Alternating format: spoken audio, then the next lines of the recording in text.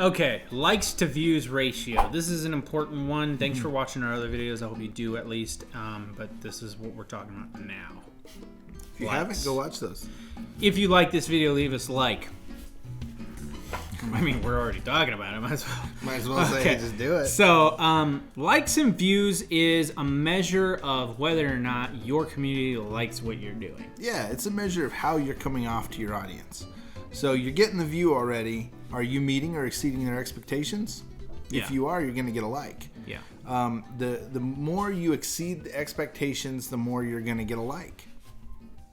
I mean, there's just not much more to say about that. And you ask for it. It's okay to ask for it. Mm-hmm. That's not a problem. There's this thing that people do, and everybody does it, and we do it, so no judgment. But it's not the best thing you can do to get likes, which is having at the end of your video, hey, if you like this video, give it a like. However, I mean, like, okay, Jacksepticeye, I think is his name. He says, slap that like, or whatever he says. Right.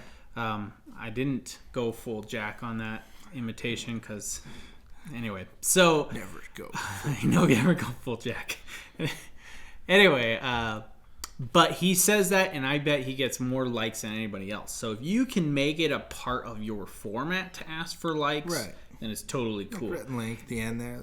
Yeah. Blah, blah, blah, blah. But they like rattle it off so fast. I wonder about the effectiveness of it. Yeah, if you're rattling it off, okay, you've just included it. But also, you kind of included a space at the end of the video where nobody cares because you're just rattling off things that people need to do, which is great because you're reminding people what to do, but you're also creating a community, you're also creating an environment or a response of, I just got to the end of the video, they just started asking me the same things they always ask me, I'm going to skip now to the next video, or I'm going to click away, or I'm going to do something else other than watch them do the thing they do every single video. So what kind of effect does that have on your video overall? It's at the end. If you got people to the very end, your retention rate is great, so you're probably fine. Last couple seconds is okay. But if you actually made the end of your video to be something that people are like excited about. Jenna Marbles does this thing where she walks off and starts talking to her puppies. For whatever reason, people like that. Rhett and Link do a little skit at the end of their videos. A little mythicality thing. Yeah. So people always want to see what that's all about. Right. It's creating an environment of people watching to the very end is way cooler. And conditioning your audience. Yeah. So you want to at some point maybe tell people to like your video and tell them how it's important, but maybe not every single video. And also, really just the most important thing is make content worth liking. Right, exactly. Okay? You might, if you're just getting started on YouTube, you might be asking for likes just to have your community help you get ahead. Totally fine. That's fine, yeah. But at a certain point, you need to change from please help me to I'm making something worth likable. Right. Okay. Target for likes to views 4%. The average is 4% for like to view ratio. Like in our plugin, you should see 4% or more there. Okay. So good to know. Now dislikes to likes. You know, people really hate the dislike thing because they take it personally, and I understand that. You know, I've actually, I don't care about trolls. We actually had some comments where I'm like, that kind of hurts. And so I've come to terms with the fact that sometimes it's not the best thing when someone says something negative. But it's still engagement. It's still good for your channel. So if you can just kind of stomach it, dislikes aren't going to kill your channel. They're not going to make anything really change.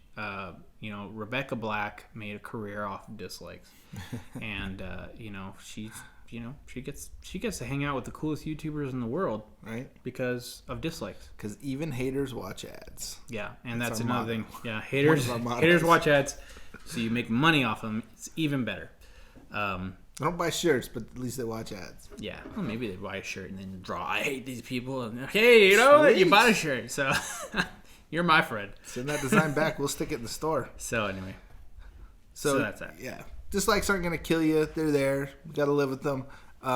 Target, though, try to keep those less than 10%. If those are going near or above 10% with any sort of consistency, especially if you're small, you need to double check yourself. Yeah. Just use it as a metric for self-examination. All that said, you know, likes to dislikes, it can be a sign of some bullying if you're a really small channel. If you're a bigger channel, it could be a sign of your actual stance on the community itself, and maybe you need to change your lifestyle beyond it.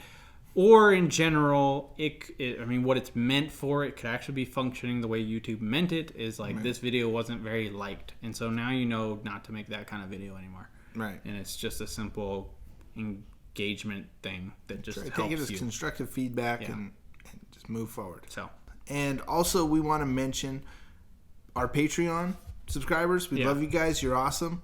We've made a special version of this plugin for Patreon subscribers that are $5 and up that get color coded. Yeah. So all these targets that we've been mentioning, those are coded into the plugin. So you get a green number if it's right. You get a red number if you're out and not meeting the correct metric. Yeah, so it's a little bonus if you're a Patreon guy. Yeah, it's easier. You don't have to think about like, what was the target for that? What was the target for that? It's just simple there. And these are based off of stats that Tim Schmoyer and a few other... Dane Golden, mostly from Dane Golden's research. Dane Golden's research. So professionals research, we took their research, we made an app that's helpful for it. You know, we're not stealing anything from them. This is just their research that they've seen. Right. So, and most of what we've been talking about here is, you know, from our experience and from what we know to be true.